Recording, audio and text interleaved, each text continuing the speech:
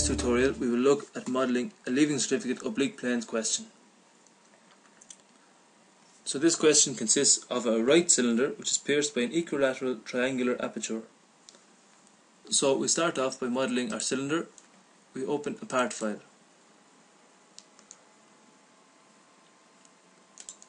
And open a sketch on our top plane. Sketch the plan of our cylinder. Diameter 100 millimeters. The distance from the center of our cylinder to the origin is 76 millimeters.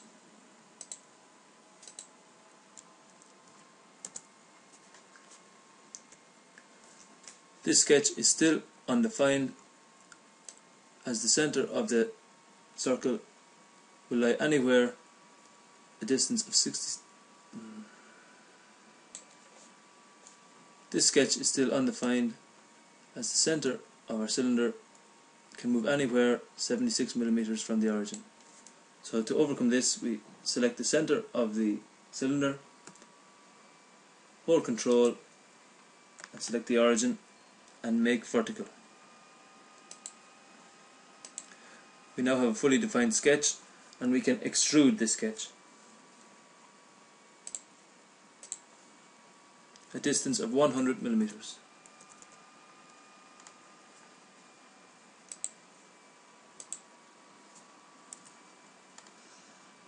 Now we can rename our feature. Select the feature and press F2.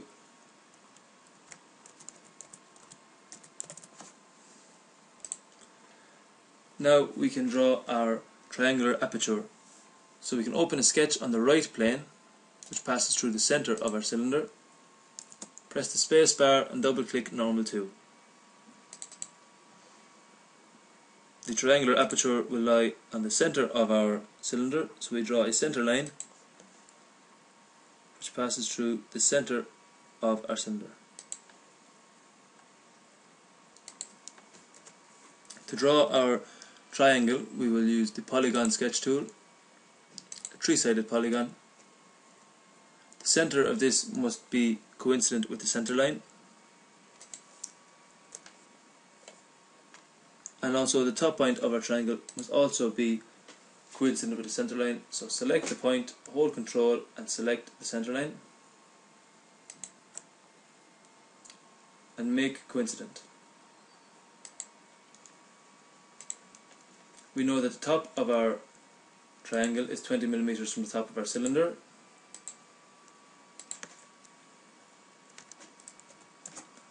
And the bottom of our triangle is 20 millimeters from the bottom of our cylinder.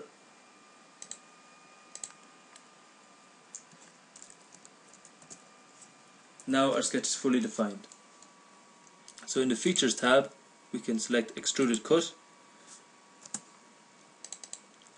We can see now that it's going to cut an equilateral triangle aperture in one direction from the right plane at a distance of 100 millimeters.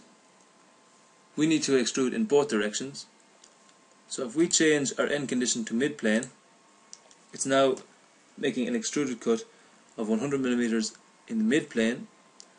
So this will go the whole way through our object, but if we modify the diameter of our cylinder later on, the cut won't go all the way through. So our end condition will have to be through all, up the surface. So if we select up the surface and we select the curved surface of our cylinder, we can see that the cut will go up to that surface in one direction only. So if we add a second direction and make our end condition up the surface also and select the curved surface, we can see that the cut will go up the surface in both directions. Regardless of changing the diameter in the cylinder, the cut will still go up to both surfaces. So that will be fine. So now we can rename our feature again. Press F2.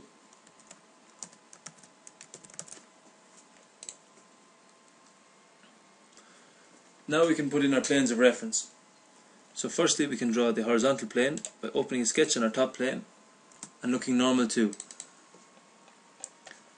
So to represent the horizontal plane, I'm going to draw a corner rectangle, and I'm going to make the midpoint of this line coincident with the origin. So right click the line, select the midpoint, hold Control and select the origin, and make coincident. Now we can dimension our rectangle. I'm going to dimension it 180 millimeters by 360 millimeters.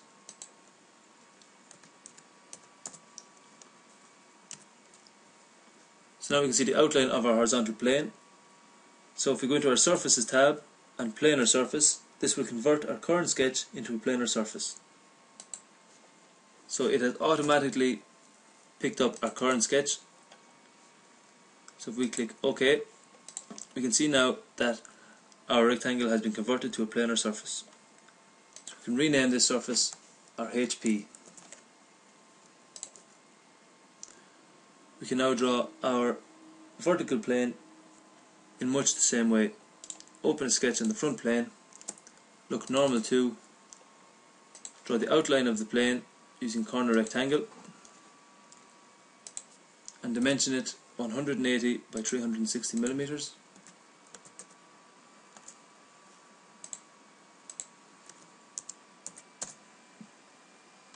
In the Surfaces tab, if we select Planar Surface, it will convert our current sketch to a planar surface.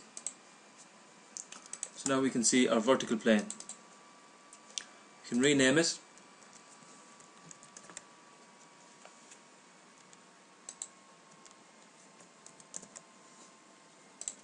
We're now ready to draw our horizontal trace.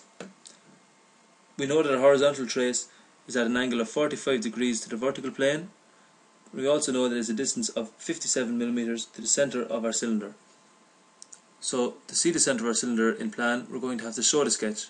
So if we expand our cylinder feature, right click the sketch, we can show sketch. Now if we open up a sketch on the top plane and look normal to, we draw in our horizontal trace.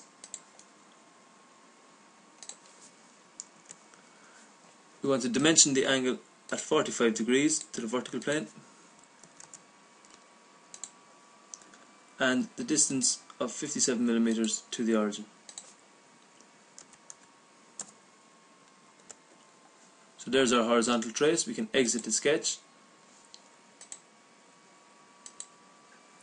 rename our sketch,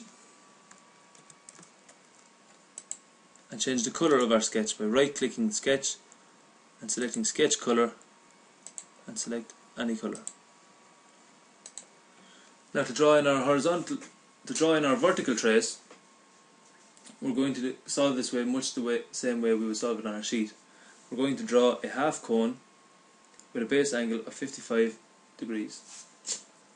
So this is going to be a revolve, so we're going to draw half of our cone in here, which will be a right angle triangle. So if we open a sketch on our top plane again and draw in our half cone, the apex of this cone must lie on the horizontal trace.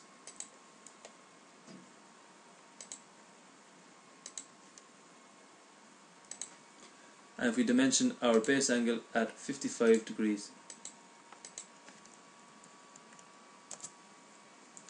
we can now revolve this sketch, and the axis of revolution being the center of our half cone. It's important that we revolve this at an angle of 180 degrees rather than 360 degrees.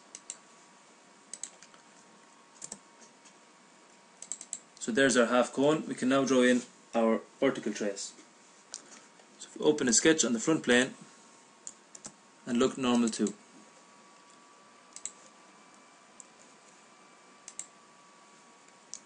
we can sketch our horizontal trace at any angle at first.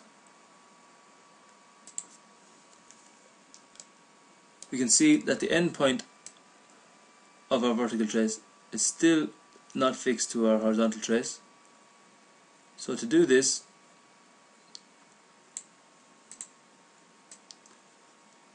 we'll have to select the end point, hold Control, and select the end point of our horizontal trace, and select the Make Coincident relation.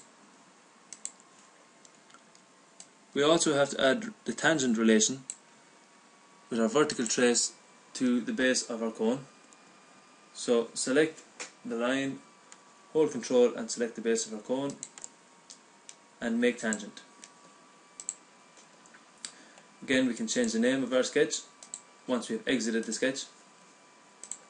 We can change the name of our sketch to VT.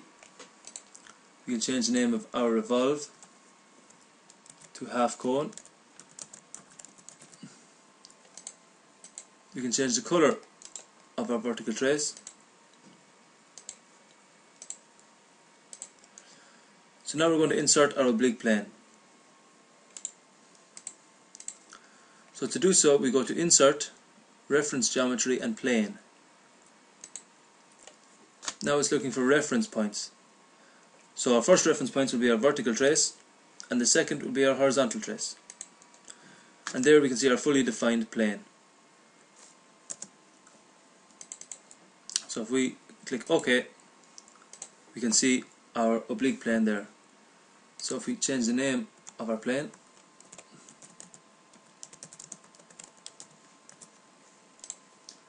so now to show that cut formed by this oblique plane, we could take a section, and instead of the front plane, if we select our oblique plane, we could take a section through that. But as you can see, this also takes a section through our reference geometry, our planes of reference. So this is no good as a teaching resource. So we don't want that. So what will work is if we do an extruded cut. So if we open a sketch on our new oblique plane and look normal to, if we draw a large rectangle and extrude cut that. So features, extruded cut,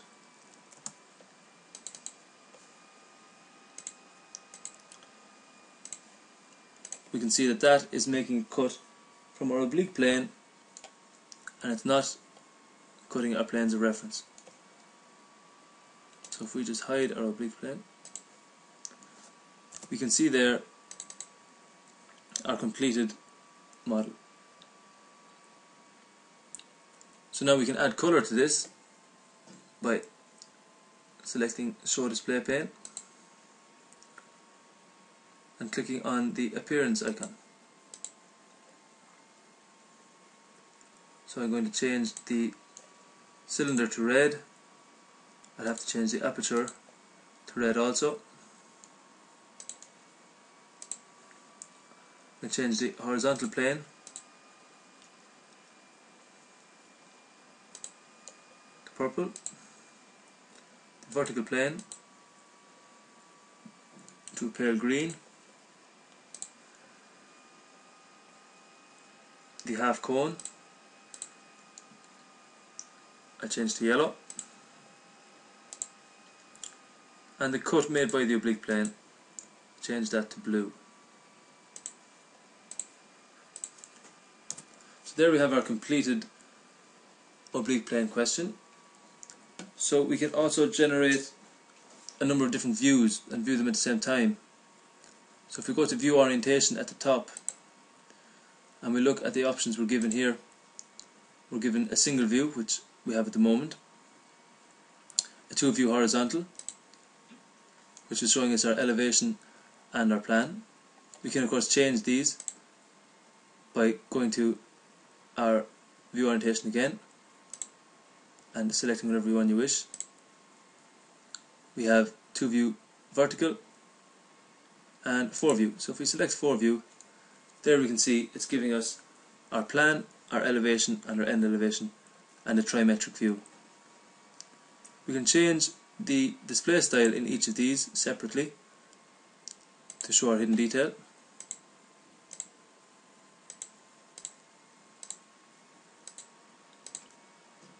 So there we have our completed Leaving Certificate Oblique Planes question.